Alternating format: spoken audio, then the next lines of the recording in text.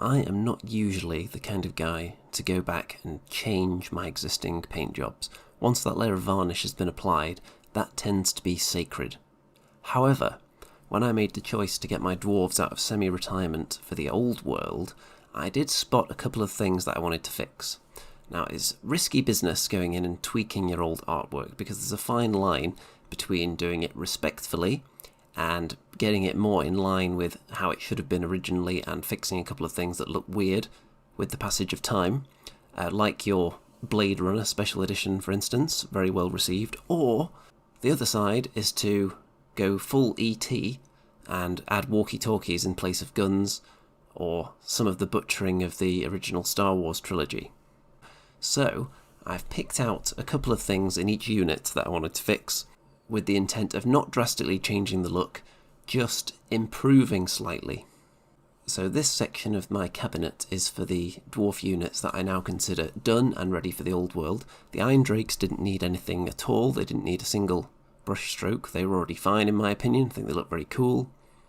Mr. Bugman and his Dwarf Rangers obviously don't need anything because I only painted them a few weeks ago, in anticipation of the old world. So the first unit I got out was the Iron Breakers, and what struck me about them is that their beards don't really add the splash of colour that I originally intended, because I was very heavy-handed with the washes back in those days, so the beards kind of look dark and dingy and a bit too gloomy, so I wanted to brighten those up a bit. And also, back in the day, you'll notice that the moustache guards and the eyebrows are actually supposed to be metal. They're not meant to be real facial hair like the beard, but obviously as a child I just didn't spot that, and I don't know what I assumed, that there were just slits in the helmet maybe for the eyebrows to poke through, but that bothered me, so I've decided I'm going to fix that and lighten up the beards. Nothing else really needs to be done, I think they're mostly fine. So you can see here that I've fixed the beards. I was originally just going to give them a bit of a highlight, but once I started, I thought actually the base I'm working from isn't that good here with the beards, so I'm just going to completely repaint the beards, paint over the old work, and then highlight up from there. So it was a base coat, a wash, and then a couple of different highlights on the beards, just to make them look a bit more vibrant, and I think it's definitely had the desired effect.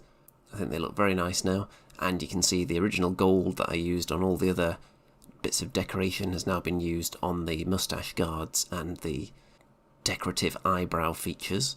So I'm very pleased with how this looks. I don't think I've drastically changed the look of the unit. I think it just pops a bit more now, and I think I've still remained respectful to my original piece of art.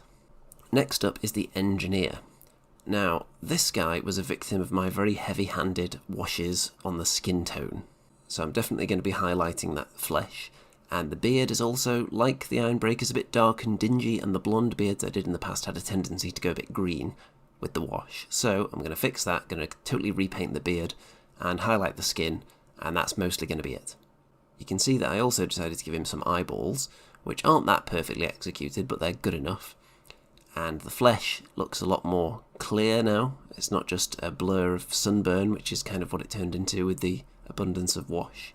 And as I go back in and do the skin on more of these dwarves that have visible flesh, some of them are going to have a variety of skin tones as well. So there's a couple of War Machine crew that also have this serious sunburn condition that I'm going to adjust slightly. Some of them will have a darker complexion, some of them will be more pale, but it'll look more natural and not burnt. That's the plan. So I'm quite happy with the Engineer. And then Belagar Ironhammer. He's one of the miniatures I thought I did a decent job on back when he was originally painted. The only thing that bothered me is that his beard ended up kind of blending in with the oathstone that he's standing on. So I thought I'll maybe give the beard a little bit of a highlight. Not too crazy, just something a bit subtle, just to make it stand out a little bit more.